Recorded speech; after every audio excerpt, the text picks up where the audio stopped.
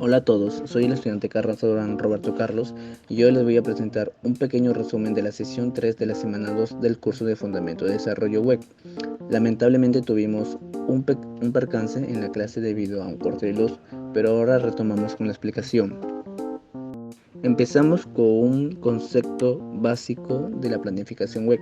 Cuando se planifica una página web es fundamental seguir una jerarquía clara para organizar el contenido de una manera estructurada. Esta jerarquía normalmente se divide en tres partes principales: el hook, el body y el footer.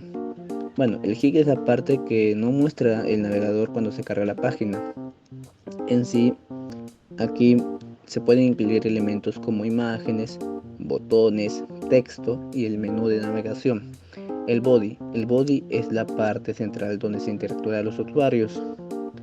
En sí podemos incluir como textos, videos, audios, enlaces y personalizar los colores de fondo.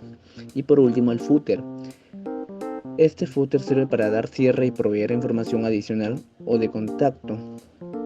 En sí podemos poner como enlaces, referencias o datos del contacto. Esta es la sección final que da un cierre formal al sitio web. Ahora pasemos al siguiente tema, que es el prototipo web. Representación visual de diseño que queremos implementar. Bueno, en sí, dentro de este proceso tenemos dos puntos importantes: la maquetización y el mapeo. Empezamos con la maquetización. Este es el proceso de organizar los elementos visuales y de contenido en el diseño web. Básicamente nos ayuda a planificar cómo se verán y dispondrán los elementos en la pantalla. Seguimos con el segundo punto, que es el mapeo. El mapeo es el seguimiento de la navegación en el sitio web. Bueno, en sí es el proceso de crear una representación visual de su sitio web, que indexa la información de su sitio para aumentar la usabilidad y facilitar la planificación del sitio web. En sí, en pocas palabras, el mapeo asegura una experiencia de usuario clara y fluida.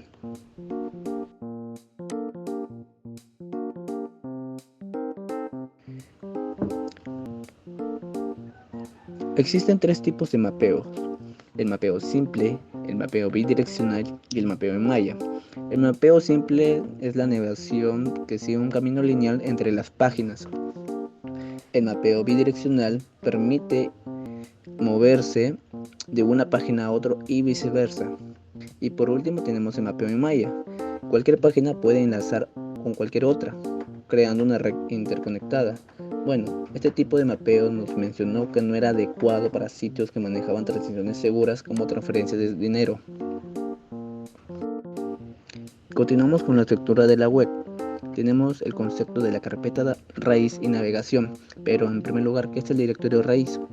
Bueno, es el primer directorio o carpeta en una jerarquía que contiene todos los subdirectorios de la jerarquía. Y bueno, desde a partir del index, los usuarios pueden navegar hacia otras páginas manteniendo una estructura de enlaces claras. Bueno, acá hay un punto que nos recalcó que hay que tenerlo siempre en cuenta. Es importante recordar que la jerarquía de las páginas no cambia, debe respetarse en todo momento para mantener la coherencia en la navegación. Y para recordar, tenemos un poco del tema de lenguajes de web. Bueno, en sí se dividen en dos categorías, que es el lenguaje de diseño y el lenguaje de programación. En pocas palabras, para hacerlo resumido, el lenguaje de diseño define estructura visual de la web y el lenguaje de programación se encargan de mantener una lógica y funcionalidad de la página.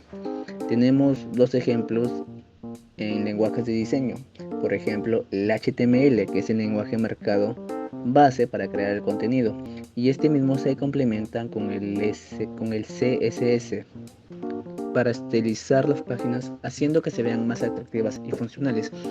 En conclusión, hemos repasado la planificación de sitios web, la jerarquía de contenidos, los tipos de mapeos y las diferencias entre el lenguaje de diseño. Espero que la presentación haya sido de su agrado Y con esto me despido. Muchas gracias.